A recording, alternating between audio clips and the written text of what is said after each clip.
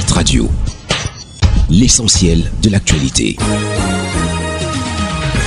Mesdames et messieurs, bonjour et bienvenue à l'instant de l'actualité sur Hit FM, la 103.0 émettant depuis Garoua. 223 milliards de francs CFA vont être injectés dans un projet de zone industrielle de 500 hectares. Nous sommes à Douala. Le 30 septembre 2024, le directeur général du port autonome de Douala, Cyrus Ngor, et le représentant régional Afrique centrale d'Aris Integrated Industrial Platform, Kumar Oman, ont signé une convention de partenariat pour la construction d'une zone industrielle de 500 hectares sur les berges de la Dibamba à Missolé 1, localité située sur la route nationale 3 Douala-Yaoundé, à une distance de kilomètres de la capitale économique camerounaise. Le projet comprend une zone industrielle-portuaire de 350 hectares. La FIFA interdit Samuel Eto'o d'assister au match du Cameroun pendant 6 mois. La commission de discipline de la FIFA a décidé de sanctionner Samuel Eto'o, président de la Fédération camerounaise de football, la FECAFOOT, en lui interdisant d'assister au match des équipes représentatives du Cameroun pour une durée de 6 mois. Cette décision a été annoncée dans un communiqué publié le lundi 30 septembre 2024. La FIFA reproche à l'ancien attaquant vedette des Lions indomptables d'avoir enfreint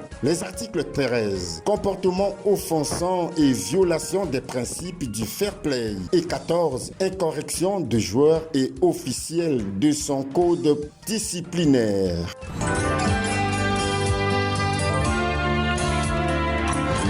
L'actualité internationale. À l'étranger, nous sommes au Togo. Indignation après l'agression du député sénégalais Guy Marius Sagna. Émotion vive au Togo après l'attaque contre un rassemblement politique dimanche à Lomé. Une réunion organisée par la plateforme d'opposition DMP, Dynamique pour la majorité du peuple, a rapidement été interrompue par des hommes qui ont lancé des chaises en direction de la tribune. Plusieurs personnes ont été blessées, dont le député sénégalais Guy Marius Sagna, qui se trouvait au Togo dans le cadre d'une session délocalisée du Parlement de la CEDEAO. Cet acte inqualifiable pour le ministre sénégalais des Affaires étrangères à Lomé. Des opposants et des organisations de la société s'indignent et y voient un moyen de faire les voix dissidentes. Aux États-Unis, l'ouragan Hélène fait plus de 110 morts et prend un tour politique. Le bilan humain de l'ouragan